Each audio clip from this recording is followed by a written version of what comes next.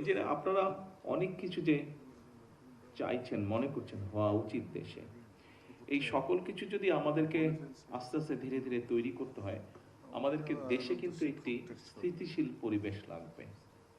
আমরা যদি দেশের রাজনৈতিক পরিস্থিতি স্থিতিশীল না রাখতে পারি, তাহলে কিন্তু আমরা কোনো কিছুই তৈরি করতে পারবো না।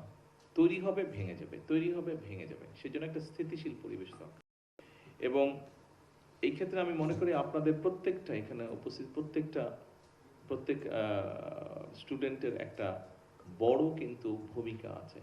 নিজের ও পরিবারের নিরাপত্তায় সব সময়ই থাকুন আপোষহীন। নিরাপত্তায় আপোষ নয় আর। ঘরে রাখুন আরএফএল ল্যাডার।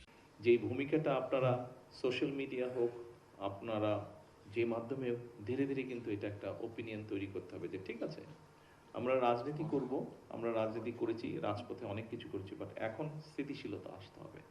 রাজনীতিকে সংসদে যেতে হবে। শুধু রাজপথে এসে হইচই করলেই কোনো কিছু গড়ে তোলা যায় না। কোনো কিছু গড়ে তোলার জন্য কিন্তু স্থিতিশীলতা লাগে, কোনো কিছু গড়ে তোলার জন্য বসে আলোচনা করতে হয়, কোনো কিছু গড়ে তোলার জন্য বসে চিন্তা করে কাজ হাত দিতে হয়। কাজেই এই সহযোগিতা কিন্তু আপনাদের লাগবে, because future is years, future is years.